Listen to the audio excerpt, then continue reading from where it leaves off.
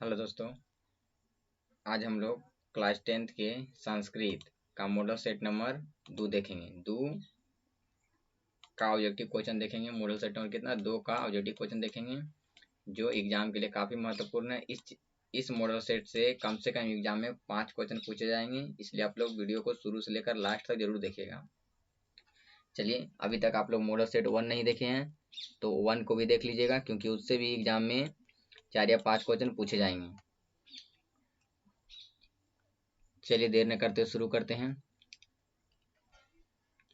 जितना हम संस्कृत का मॉडल सेट करवाएंगे, यदि आप लोग अच्छे से शुरू से लेकर 1 से लेकर जितना करवाएंगे, अगर उतना पढ़ लीजिएगा तो आप लोग का 100 क्वेश्चन जो पूछेगा उसमें से अच्छे से 100 में 100 बन जाएगा। चलिए देर न करते हुए शुरू करते हैं। पहला क्वेश्चन की ओर। काल चक्र के कारण कितने वर्ष तक मध्यकाल में पटना की स्थिति जर्जर रही? कैसे रही? जर्जर रही थी। कितने वर्ष तक रही थी? चलिए, कितने वर्षों तक रहा था? तो 200 वर्षों तक। कितने? 200 वर्षों तक। चलिए आगे बढ़ते हैं अगले क्वेश्चन की ओर। पटना का इतिहास कितना वर्ष पुराना है? पटना का जो इतिहास है वो कई वर्ष पुराना है? ये सभी जो एग्जाम में पूछे हुए क्वेश्चन है, एग्जाम के लिए काफी महत्वपूर्ण है। कितना है? 25,000 वर्ष पूर्व। 25,000 वर्ष पुराना। 25,सौ वर्ष पुराना। 2500 वर्ष पुराना है। चलिए आगे बढ़ते हैं अगले क्वेश्चन की ओर। यूनान का राजदूत कौन था? यूनान का जो राजदूत था वह कौन था? ये भी एग्जाम में पूछा हुआ है 2-3 बार। यूनान का राजदूत कौन था? कौन था? तो मेगास्थनीज। कौन था? मेगास्थनीज। चलिए आगे बढ़ते हैं अगले क्वेश्चन की ओर। सरस्वती का कुलगिरी कौन सा महानगर था? सरस्वती का कुलगिरी इनमें से कौन सा महानगर था? तो कौन सा था? सरस्वती का कुलगिरी जो था वह कौन सा महानगर था? पाटलिपुत्र। कौन था? पाटलिपुत्र।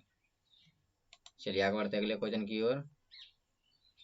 परिभूतपुरम स्थानम की संज्ञा किसे दी गई है? परिभूतपुरम स्थानम की संज्ञा किसको दी गई है? ये भी एग्जाम के लिए काफी महत्वपूर्ण है। किसको दी गई है? तो पाटलिपुत्र नगर को। पाटलिपुत्र नगर को। जितने भी सब इसमें करवाएंगे सब इम्पोर्टेंट है, बहुत काफी महत्वपूर्ण है, सब एग्जाम में पूछा हुआ है और पूछेगा भी। बराह मिहिर द्वारा रचित कौन सा ग्रंथ है? बराह मिहिर द्वारा रचित इनमें से कौन सा ग्रंथ है? तो कौन है? तो बृहत संहिता। बृहत संहिता। चलिए आगे बढ़ते अगले क्वेश्चन की ओर। गुरु गोविंद सिंह का जन्म स्थल कहाँ है? गुरु गोविंद सिंह का जन्म स्थल कहाँ है? तो कहाँ है? तो पाटलिपुत्र में, माने पटना में। चलिए आगे बढ़ते अगले क्वेश्चन की ओर। बिहार का राजधानी नगर कौन सा है? बिहार का राजधानी नगर जो इनमें से कौन सा है? चलिए, तो कौन सा है? तो पाटलिपुत्र, माने पाटलिपुत्र बोले तो पटना। चलिए आगे बढ़ते हैं अगले क्वेश्चन की ओर। काव्य मीमांसा के रचनाकार कौन है? काव्य मीमांसा के रचनाकार कौन है? तो कौन है? तो राजशेखर। कौन है? राजशेखर। चलिए आगे बढ़ते अगले क्वेश्चन की ओर। बुद्ध के समय में पटना का नाम क्या था? बुद्ध के समय में पटना का नाम क्या था? चलिए, तो क्या था? पाटलिपुत्रम। बुद्ध के समय में पटना का नाम क्या था? पाटलीग्राम। क्या था? पाटलीग्राम था। क्या था? पाटलीग्राम था। चलिए आगे बढ़ते अगले क्वेश्चन की ओर। पाटल पुष्पों की पुतलिका रचना के आधार पर पटना का कौन सा नाम है? कौन सा नाम है? पटना का जो है कौन सा नाम है? पटना का कौन सा नाम है? चलिए, तो कौन सा नाम है? तो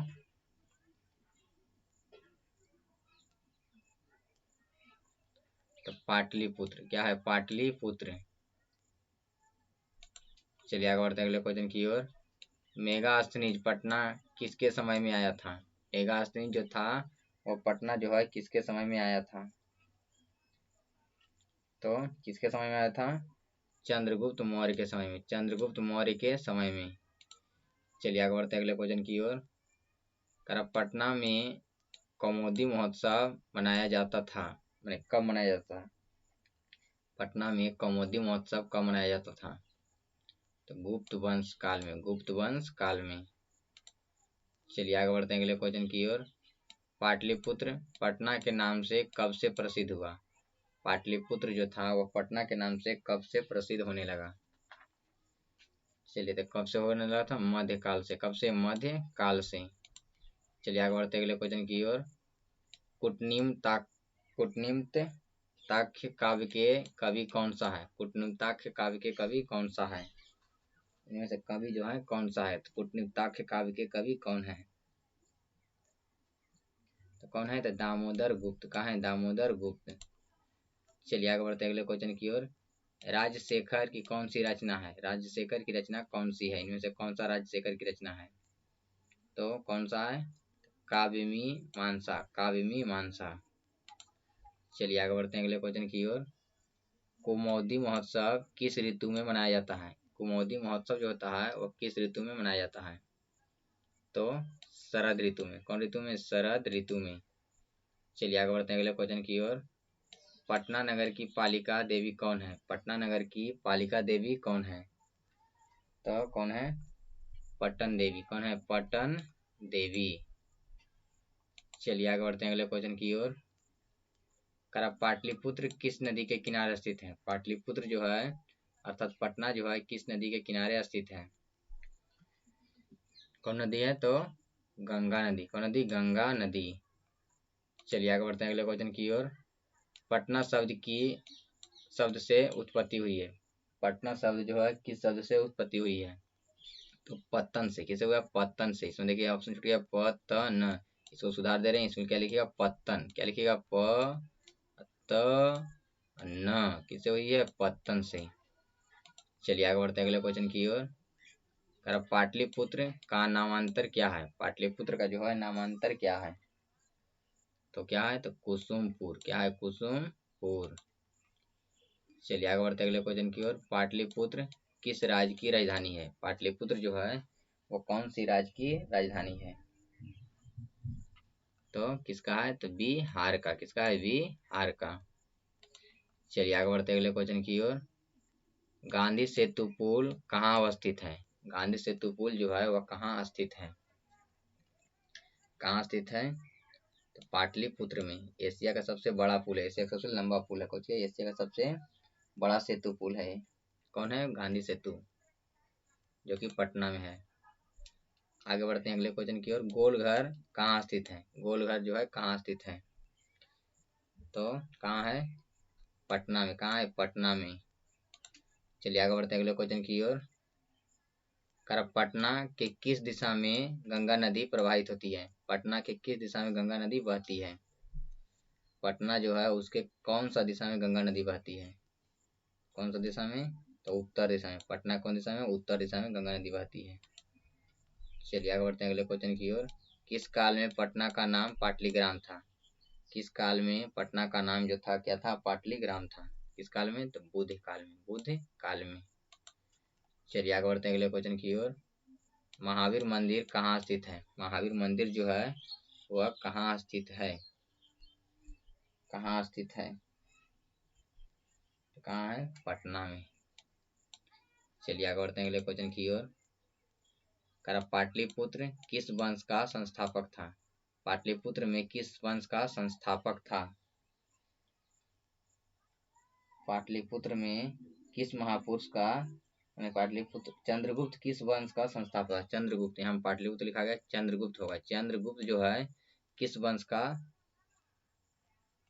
क्वेश्चन थोड़ा सा गलती हो गया यहाँ पर। देखिए क्वेश्चन क्या है कि पाटलिपुत्र में किस महापुरुष की जन्मस्थली है? पाटलिपुत्र में किस महापुरुष का जन्म स्थान है? कौन जन्म स्थल है?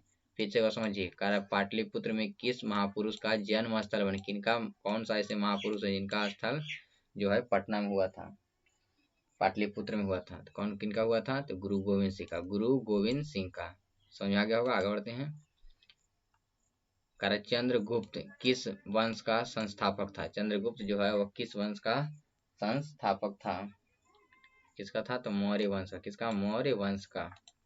चलिए आगे बढ़ते हैं अगले क्वेश्चन की ओर। सिखों के 10वें गुरु कौन थे? सिखों के 10वें गुरु कौन थे? तो कौन थे? तो गुरु गोविंद सिंह। कौन थे? गुरु गोविंद सिंह। चलिए आगे बढ़ते हैं अगले क्वेश्चन की ओर। यहाँ से व्याकरण स्टार्ट होता है। सदा जोड़ एव का संधि करें। सदा जोड़ एव का संधि करें तो क्या हो जाएगा? सदा जोड़ एव का संधि क्या होगा? सदैव, क्या हो जाएगा सदैव, ऑप्शन नंबर डी सदैव। चलिए आगे बढ़ते हैं अगले क्वेश्चन की ओर। निरोतो डभूत, निर्तोभूत का संधि विच्छेद करें, क्या हो जाएगा? ये सभी जो है एग्जाम में पूछे हुए हैं। चलिए तो कौन हो जाएगा? संधि विच्छेद किसे कर रहा है? निरतो अभूत का संधि विच्छेद कर निरत जोड़ अभूत, निरत जोड़ अभूत, ऑप्शन नंबर सी। चलिए आगे बढ़ते हैं अगले क्वेश्चन की ओर। अब्ज, अब्ज शब्द में किन किन वर्णों की संधि हुई है? अब्ज शब्द में किन किन वर्णों की संधि हुई है? किनका हो गया? तो अप जोड़ जह, अप जोड़ जह। चलिए आगे बढ़ते हैं अगले क्वेश्चन की ओर। तनवंगी, तनवंगी में किन किन शब्दों वर्णों का मेल हुआ है? तनवंगी में किन किन शब्दों का मेल हुआ है? किसका हुआ है? तो उ और अ, उ और अ, ऑप्शन नंबर कौन जाएगा? सी, उ और अ, ऑप्शन नंबर सी। ऑप्शन को ध्यान से देखिएगा, सब में उसी लिखा हुआ है। विरक्तो अभूत संधि कौन सी संधि है? विरक्तो अभूत जो है वह कौन सी संधि है? विरक्तो अभूत जो है कौन सी संधि है? तो कौन सा संधि है? तो विसर्ग संधि। चलिए आगे बढ़ते हैं अगले क्वेश्चन की ओर। अनुच्छेद का संधि विच्छेद क्या है? अनुच्छेद का संधि विच्छेद क्या है? तो क्या हो जाएगा? अनुजोड़ छेद, अनुजोड़ छेद। चलिए आगे बढ़ते हैं अगले क्वेश्चन की ओर। मनः जोड़ र का संधि होगी, मनः जोड़ र की संधि होगी, तो कौन हो जाएगा? तो मनोर, क्या हो जाएगा? मनोर। चलिए आगे बढ़ते हैं अगले क्वेश्चन की ओर। विद्यार्थी में कौन सी संधि है? विद्यार्थी में जो है वह कौन सा संधि है? तो कौन हो जाएगा? विद्यार्थी में कौन सा संधि हो जाएगा? दीर्घ संधि। कौन संधि हो जाएगा? दीर्घ संधि। चलिए आगे बढ़ते हैं अगले क्वेश्चन की ओर। अ और ए के मेल से कौन सा नया शब्द बनेगा? कौन सा नया वर्ण बनेगा? अ और ए के मेल से कौन सा नया वर्ण बनेगा? कौन सा बनेगा? तो ए के बाद आय, क्या बनेगा? ए आय, क्या बनेगा? आय, क्या बनेगा? आय, option number B, option number B आय। चलिए आगे बढ़ते हैं अगले क्वेश्चन की ओर। निश्चयम शब्द में कौन सी संधि है? निश्चयम शब्द में कौन सी संधि है? तो कौन सा संधि है? तो विसर्ग संधि। कौन संधि है? विसर्ग संधि। यह लास्ट क्वेश्चन था। आप लोग यह वीडियो कैसा लगा कमेंट में जरूर बताइएगा। मिलेंगे अगले वीडियो में। यदि चैनल पर नए हैं तो चैनल को सब्सक्राइब जरूर कर लीजिएगा।